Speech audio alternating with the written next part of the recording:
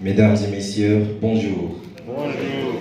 Donc, je m'appelle Bakary et je suis pour le sujet. Les événements sportifs mondiaux devraient être utilisés pour promouvoir la paix. Et tout d'abord, les fans de foot, je ne suis pas sûr si nous le connaissons tous, mais en 2005, quand il y avait une guerre civile en Côte d'Ivoire, on a vu le joueur très célébré ivoirien Didier Drogba. Après un match, c'était les éliminatoires pour la Coupe du Monde. Il a fait une petite vidéo. Il a parlé aux deux groupes qui n'étaient pas en accord. On avait le groupe de Nord qui était contrôlé par Guillaume Soro et le groupe de Sud qui était contrôlé par Laurent Gbagbo. Drogba leur a imploré de stopper, d'arrêter la guerre et les deux parties se sont réunies et voilà, on a eu la paix. Deuxièmement, et aussi finalement, en 2020, après la mort de George Floyd aux États-Unis, dans presque tous les championnats en Europe, on a eu la question de se mettre à genoux avant chaque match. Et ça, c'était pour lutter contre la question de racisme. Même aujourd'hui, c'est pas dans tous les matchs, mais dans quelques matchs, les joueurs se mettent à genoux pour montrer, pour mettre l'accent sur le message que le racisme n'a pas de place dans le sport. Merci.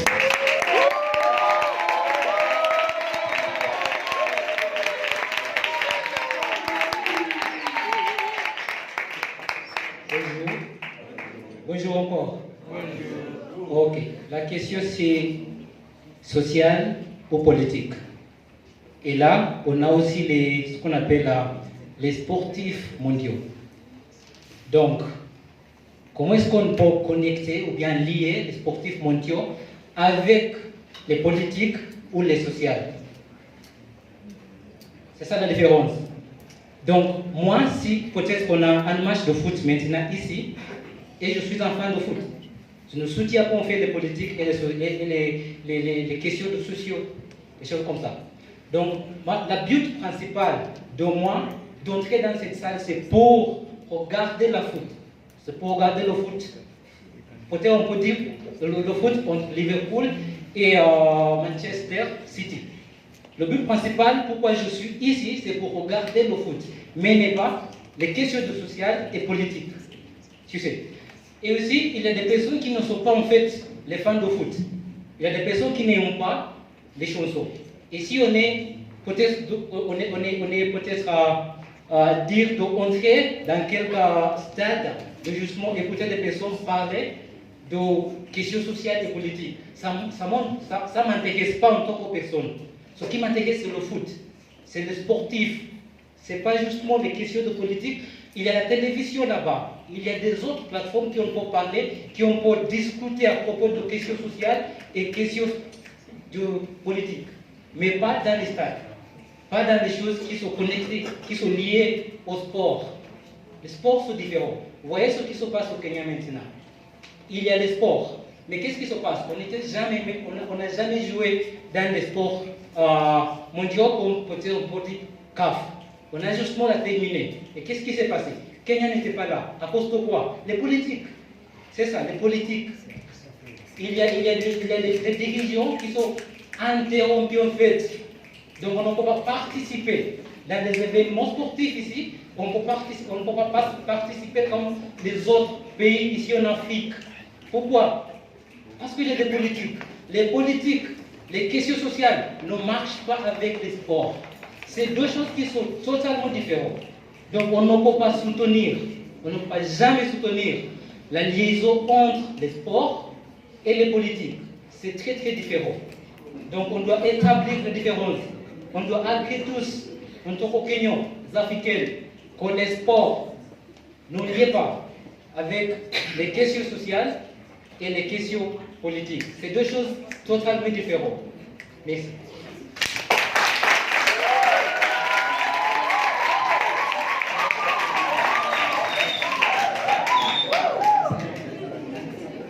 Bonjour à tous.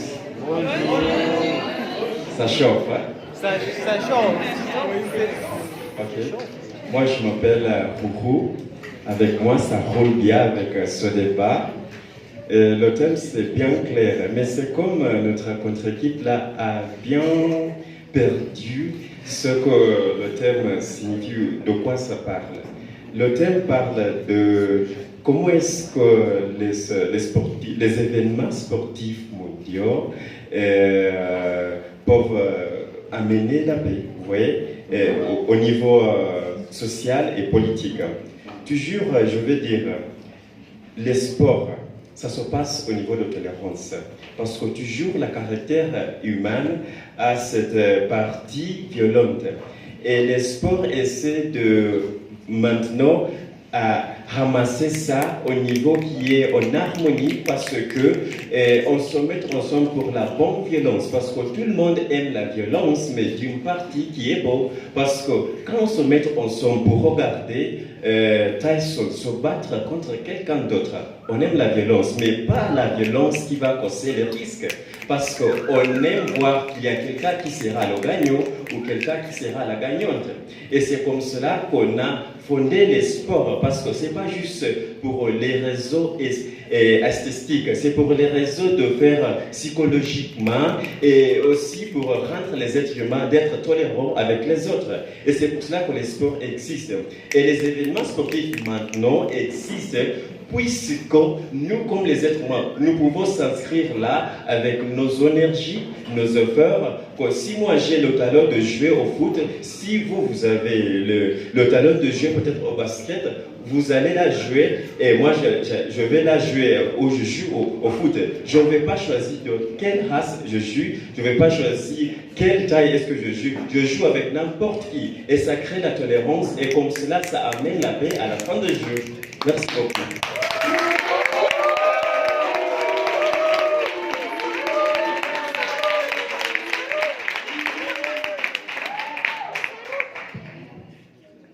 Mesdames et messieurs, je ne suis pas à l'aise parce qu'il y a quelqu'un à côté de moi qui aime la violence. C'est très choquant. Merci beaucoup. Vous avez parlé de... le sujet, c'est les sports mondiaux devraient-ils utiliser comme les plateformes d'aborder les questions sociales ou politiques? Moi, je dis non. Vous avez parlé de Black Lives Matter. C'était où ou même avant le match de foot, les footballeurs se mettent aux genoux pour signifier ou même pour montrer la solidarité avec les Noirs.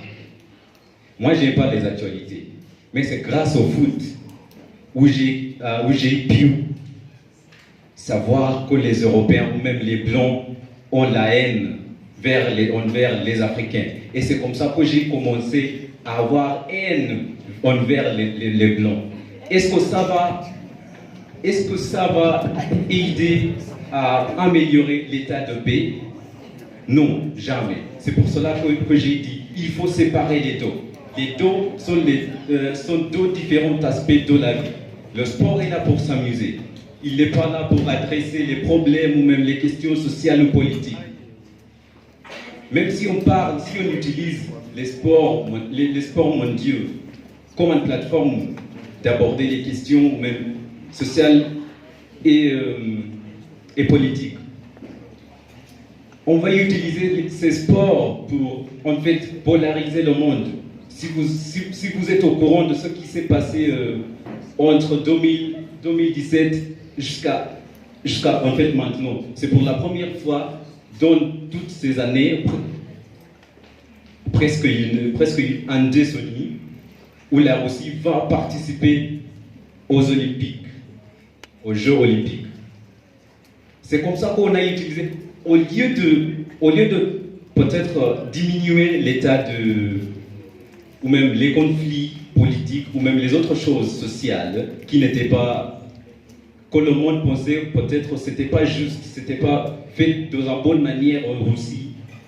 Comme ça, après avoir interdit la Russie de participer au sport ou même aux Jeux olympiques, c'est comme ça qu'on a commencé à augmenter les tensions entre les pays, entre même le pays de la Russie et les autres pays ou même les responsables des sports mondiaux. Vous avez même parlé de sujet de LGBTQ, blablabla, toutes les lettres d'alphabet. Et ce sera deux approches à venir. On va avoir les mères ou même les hommes qui vont participer au sport au lieu de se dire oh, moi j'ai transformé mon genre, je suis pas encore un homme, je vais être une femme, je suis une femme à ce moment. Est-ce que ça sera juste? Non, il va en fait créer la haine entre les participants qui sont les femmes, les vraies femmes, si je peux utiliser ce mot-là, et les femmes qui se sont transformés, les hommes qui se sont transformés d'être les hommes. Est-ce que ça va améliorer la paix? Jamais. Parce qu'il y aura la haine et même les autres choses qui viennent. C'est comme ça que je dis, il faut séparer les deux aspects. Merci beaucoup.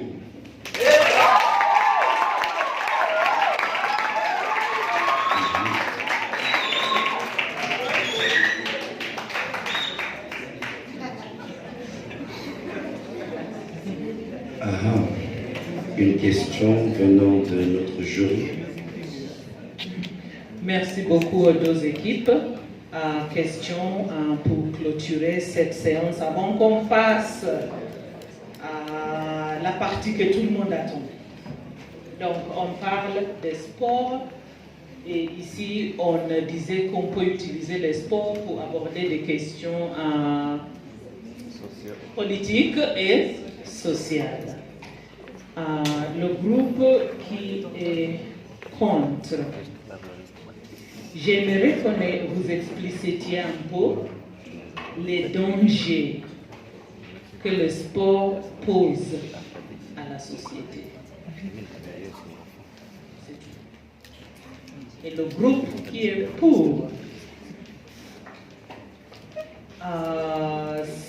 fournissez à peu près 2 ou 3 exemples de cas où on a abordé des questions politiques à travers les sports mondiaux.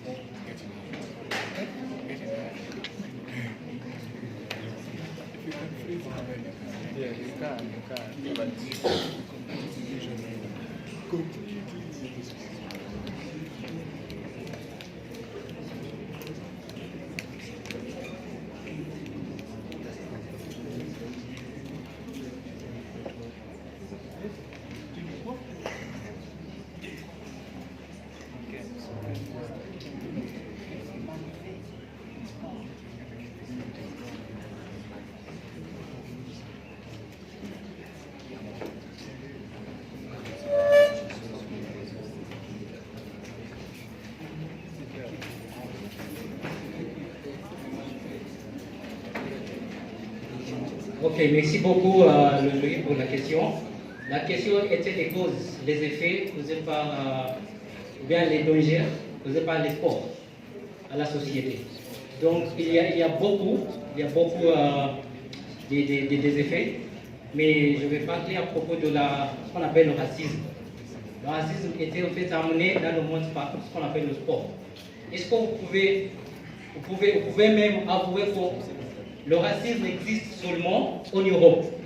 qu'est-ce qui se passe en Europe? Il y a des joueurs africains en Europe. Il y a des joueurs africains. Mais ici en Afrique, il n'y a pas de racisme. Il n'y a pas de maillots qui sont écrits non racistes. Mais en Europe, il y en a beaucoup.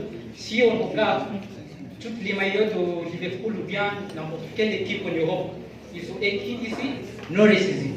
Oui, mais ici en Afrique, il n'y a pas.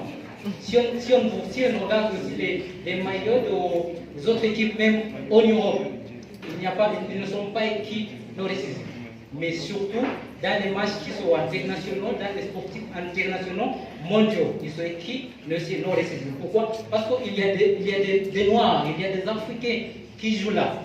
Mais ici en Afrique, on est justement des Africains, ou même il y a des Blancs ici, il y a des Africains ici, on est ensemble, donc il n'y a pas de racisme. Okay? Deuxièmement, il y a ce qu'on appelle la corruption. La corruption est amenée, même ici au Kenya, il existe. La corruption est amenée par les sports. Okay? Il y a les personnes qui sont chargées des foot, des sports, qui sont données d'argent. On peut dire quelqu'un, ou bien n'importe quelle somme d'argent pour diriger les équipes. Mais qu'est-ce qui se passe toujours? Ils achètent les maillots qui ne sont pas en fait originales. Ils achètent les foot qui ne sont pas originales. Qu'est-ce qu'ils font avec l'argent? Ils dépensent l'argent dans de mauvaises manières dans le monde. Dans de mauvaises manières qu'on peut imaginer quand même. Donc, les sports ont amené la corruption ici au Kenya, en Afrique surtout. En Afrique. Et aussi, il y a la question du racisme. Le racisme était amené par les sports. Merci beaucoup.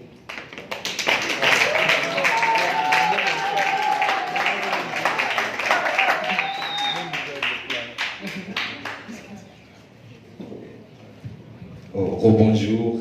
Bonjour. Donc, pour répondre à votre question, cher jury, je vais tout d'abord insister sur le point de Didier Drogba. Il y avait une guerre civile qui est une question politique. Il y avait une guerre civile en Côte d'Ivoire. La guerre a commencé en 2002 et elle est avancée jusqu'à 2005.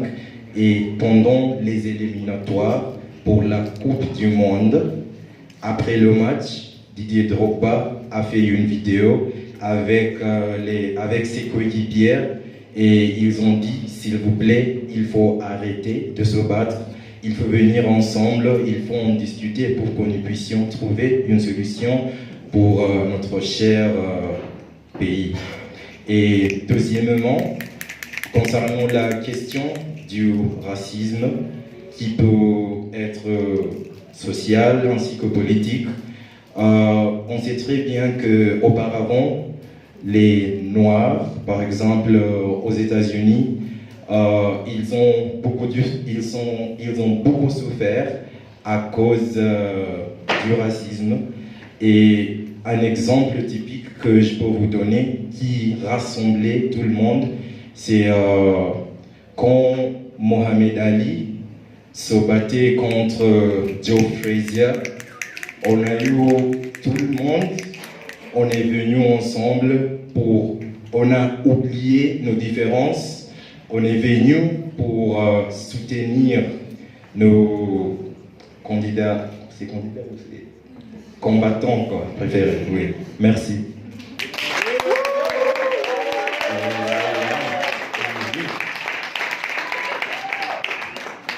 Encore une fois, je vous supplie, je vous exhorte d'applaudir ces élégants débatteurs. Prenez vos places, s'il vous plaît.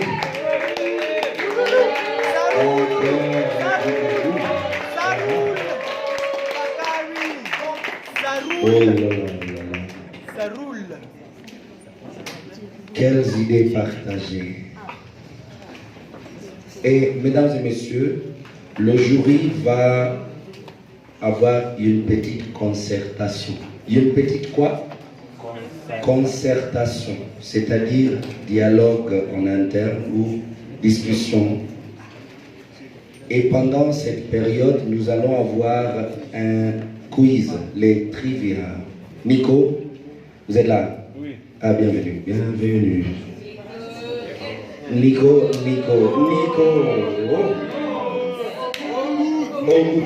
Micro, mon micro. Nico au micro. Alors, levez la main droite. Levez votre main droite. Oui, la vôtre. Pas la mienne. Voilà. Vous voyez ce qu'il a dans sa main?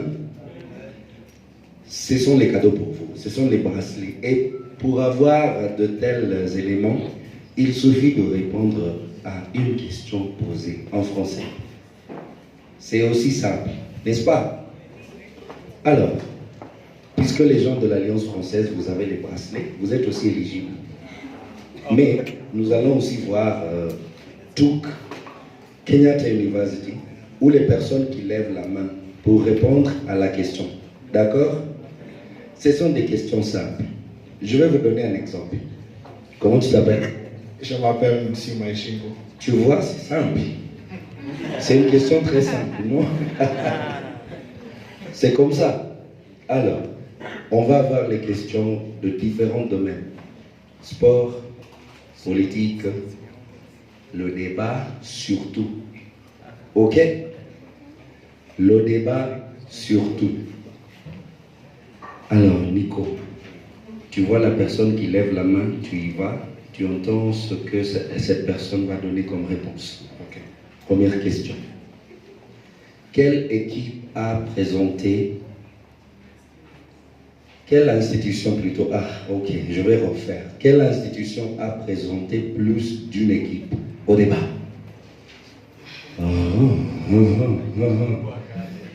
L'université de Caillou.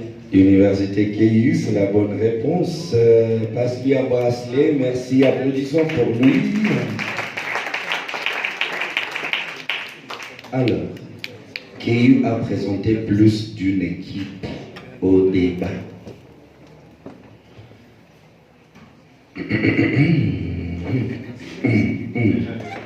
Déjà levé, allez-y. Il est prêt à répondre à la question. Alors, quel était le premier sujet de débat à la demi-finale? Quel était le sujet de débat? Premier débat de la demi-finale. Première demi-finale. C'était à propos du sport. Comment le sport Ils ont refusé. Ok, alors. Et là, Ngoja Kwanza, oui, Ngoja un peu. Patientez un peu. Le monsieur, il a une réponse, je pense. Je pense Je pense. le commerce mondial. Pas vraiment. Ils ont refusé. Je vois Mitahato Village. Mitahato. Bonjour. Bonjour. À mon avis, je crois que c'était le sujet à propos du climat. Climat, pas encore. Quelque chose. Dernière tentative. Dernière tentative. Première. Encore Mitahato. Encore Mitahato. Encore. Oui, écoutez. Oui. Bonjour tout le monde, c'est Nyonila. C'était à propos du pain. C'était à propos du pain. Pas exactement la. Ok, il pense qu'il a. Ok. Ok, c'était des corps climatiques. Non, ce ne sont pas les accords du climat. Et je vais demander, les journalistes disent il faut se lever quand vous allez répondre à la question. J'ai vu le main de Yegon. Nico, ok. Messieurs, levez-vous. Les limitations. Levez-vous, standez-vous. Désolé, levez-vous. Les limitations à la liberté d'expression au nom de la sécurité nationale sont injustifiées. Non, ça c'était le premier tour. Alors, qu'est-ce que c'est demi-finale en anglais? Ok. Premier sujet discuté à la demi-finale. J'ai vu cette main levée ici.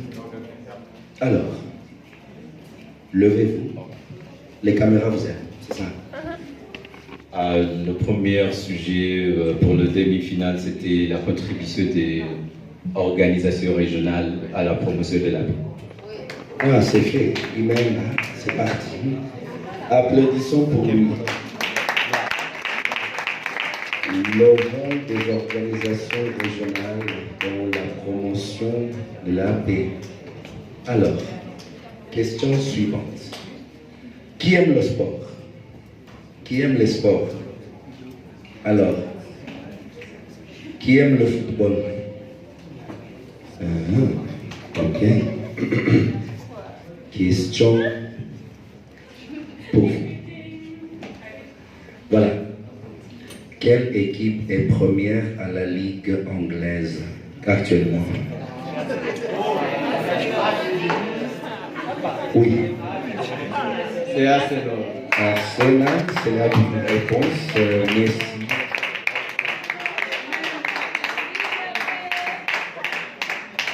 Très bien. Nico, on va garder les bracelets. Merci bien.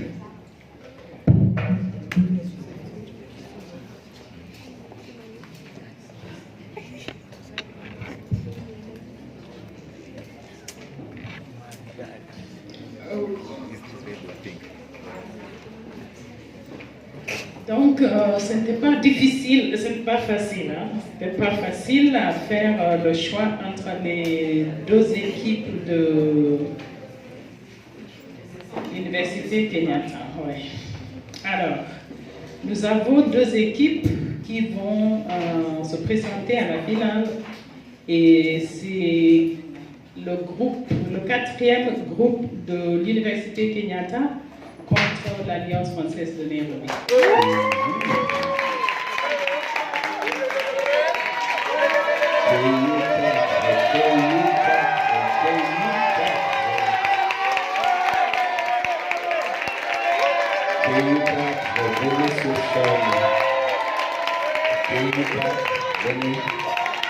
Oh là là, quelle joie, quelle joie, quelle joie.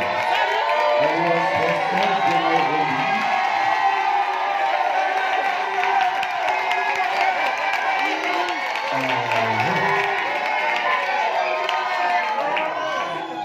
Merci. Alors, maintenant pour l'inclusion, on change de place. Oui, il fait chaud là-bas. C'est bien. Vous êtes prêts? Vous êtes prêts? Oui.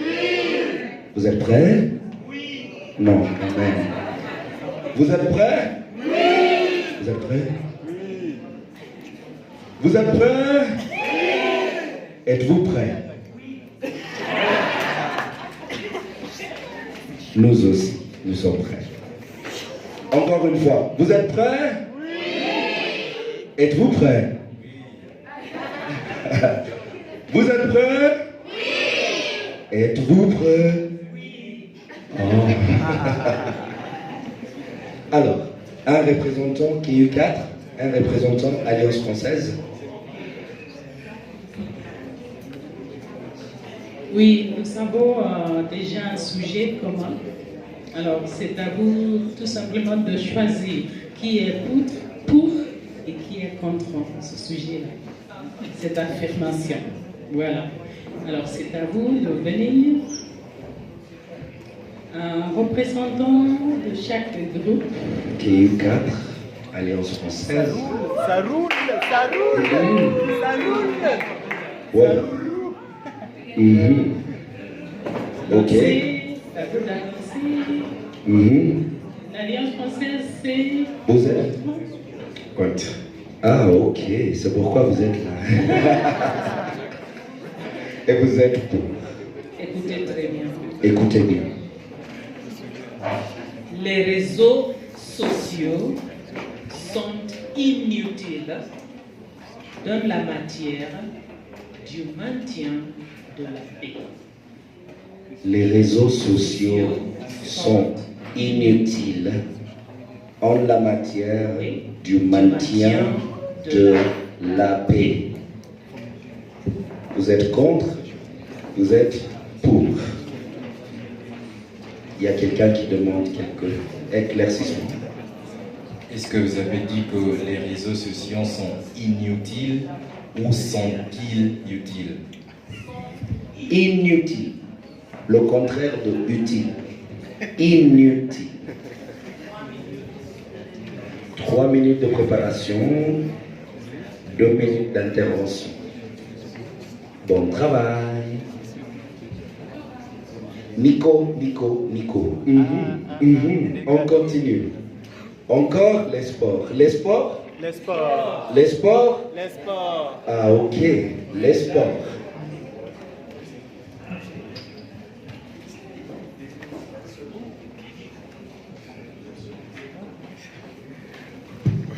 Ah, question du sport. Ça va? Ça va. Question du sport. Encore le football. Côte d'Ivoire. Ok? Côte d'Ivoire. Ce n'est pas Côte d'Ivoire. Côte. D'accord. Qui a marqué le but pendant la finale? Côte d'Ivoire, Nigeria. Qui a marqué le but gagnant? Ah ok, le fan de Arsenal, il sait. Qui? Le premier but a marqué par... Non, le but gagnant. Pas le premier, le but gagnant. Qui a marqué le but gagnant? Sébastien Haller. Sébastien Haller, c'est la bonne réponse. Ah, voilà, Nico, il a gagné un bracelet, donc il va donner à quelqu'un. Il va donner à quelqu'un. Alors, prenez, vous allez donner à quelqu'un. À une fille. Une fille. Ou même une femme, on ne sait pas. Alors, vous allez donner à quelqu'un le bracelet. Pas de l'Alliance française. Ok.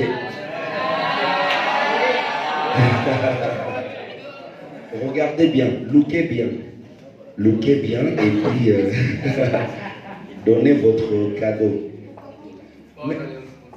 Même aux enfants, à votre femme, je ne sais pas, elle s'appelle comment. Donnez le bracelet à quelqu'un. Je vais voir qui l'aime. Je vais voir. Je vais voir. Oui. Vous avez 40 secondes.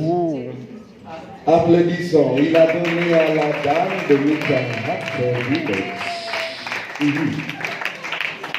Alors, question encore. Maintenant, c'est juste l'histoire. L'histoire. Quelle question? Histoire. Histoire. D'accord.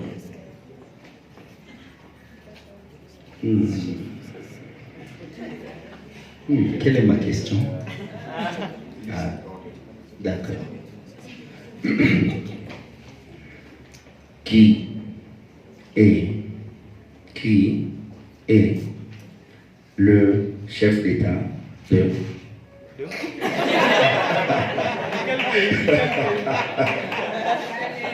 Qui est le chef d'État de la République du Sénégal?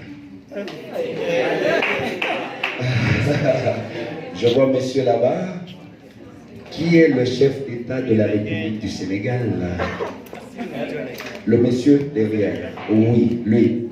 Macky Sall. Macky Sall, c'est la bonne réponse. Bracelet pour le monsieur. Bon travail. Encore, question des chefs d'État. Qui est le chef d'État? Qui est le chef d'État de la République du... Qui est le chef d'État de la République de Congo-Brazzaville? Je vois une main levée là-bas. Qui est le chef d'État de la République de Congo-Brazzaville? Ok, si je ne me trompe pas, c'est Antoine. Non, c'est pas Antoine, c'est pas Antoine, c'est pas Antoine. Encore Adjouk. les femmes. Ok, femmes aussi. Qui est le président de la République du Congo-Brazzaville? Il s'appelle Monsieur Félix. Non. Oh, oui. Dame encore.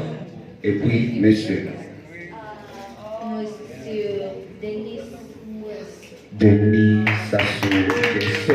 C'est la bonne réponse. Nico. Merci, merci.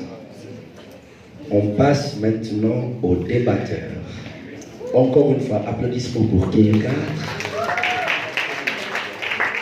Ah non, quand même. Kéyu 4, où est l'applaudissement de Kéyu 4? Et pour l'Alliance française de Nairobi,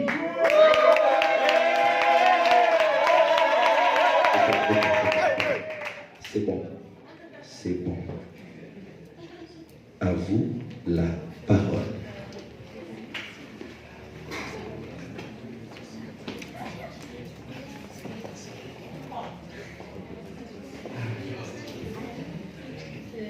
Bonjour encore. Oui, c'est un très intéressant sujet qu'on a maintenant. Les réseaux sociaux sont inutiles pour préserver la paix entre le monde. Et nous disons non. Imaginez-vous un monde sans le Facebook, l'Instagram, le TikTok. C'est dommage. On les a maintenant et on promouvoir la paix. Je vais prendre un exemple avec la guerre entre Palestine et Israël. Quand on scrollait sur TikTok, on voit les petits notes de Free Palestine, non?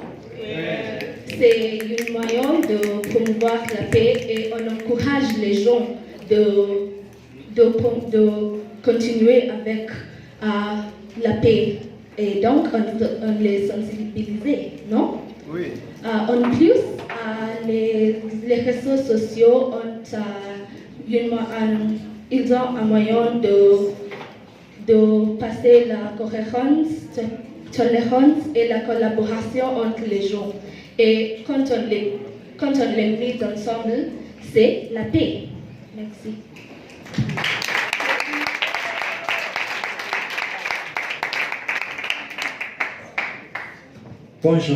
Bonjour encore une fois.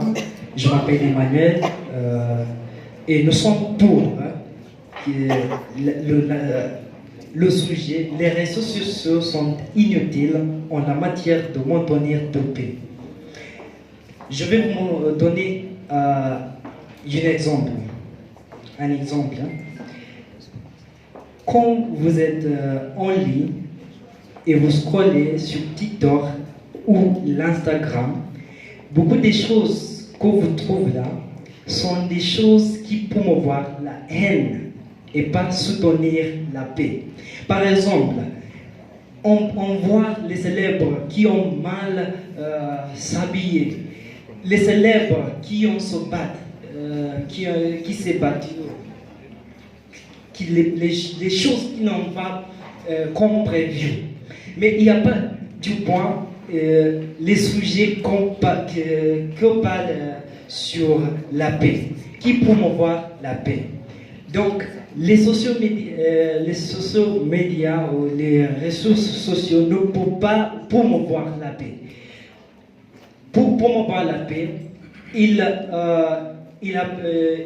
faut avoir les réunions physiques pour discuter les sujets concrets, pour mettre en place ce qu'il faut établir pour promouvoir la paix. Par exemple, s'il y a une guerre entre deux pays, on ne peut pas poster s'il y a une guerre. On peut venir avec les solutions concrètes pour résoudre cette guerre, mais pas postuler, il y a une guerre, mais qu'est-ce qu'on va faire? Il y a une guerre, oui, qu'est-ce qu'on va faire? Donc, les réseaux sociaux médias ne peuvent pas promouvoir la paix.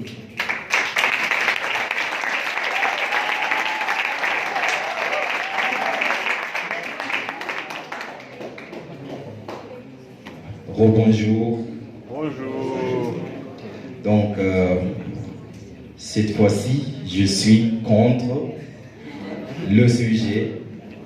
Les réseaux sociaux sont inutiles dans le maintien de la paix.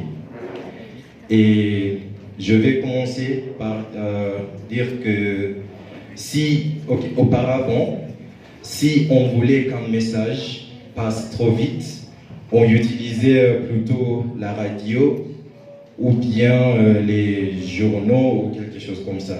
Mais de nos jours, si on veut qu'un message passe trop vite, on utilise les réseaux sociaux où on crée les hashtags et de telles choses. Et pourquoi je dis ça? Avec l'arrivée des réseaux sociaux, on a aussi eu l'arrivée des influenceurs sur les réseaux sociaux. Les personnes avec les millions de followers qui peuvent influencer la mentalité des gens. On peut, je voulais pas utiliser le mot utiliser, mais on peut utiliser les influenceurs pour faire par exemple l'éducation civile. On peut apprendre aux gens pourquoi la paix est importante, pourquoi nous devons choisir la paix, et comme ça, quelqu'un par exemple qui a 2 millions de followers, le message passera trop vite par rapport à si on utilise par exemple un autre moyen comme les radios.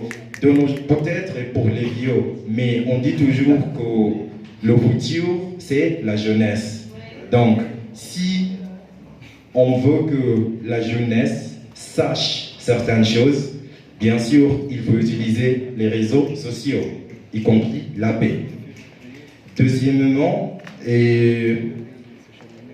avec les réseaux sociaux, le gouvernement peut vérifier les informations.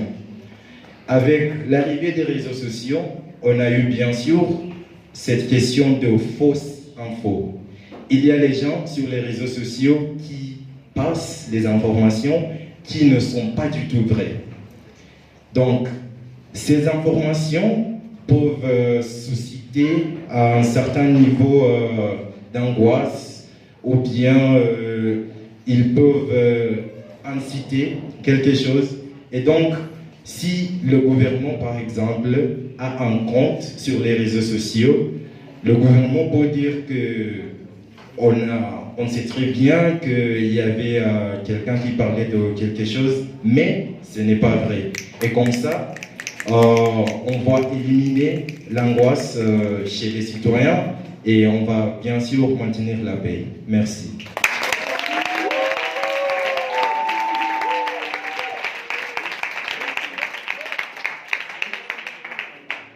Mesdames et messieurs, bonjour. En fait, je suis pour ce sujet que les réseaux sociaux sont inutiles à la matière de la montagne de paix. Tout d'abord, quand on parle de ces réseaux sociaux, ça veut dire qu'il y a des gens qui sont créés ces réseaux sociaux, n'est-ce pas? Ça veut dire qu'ils ont le pouvoir de gérer les informations qui sont postulées, ou bien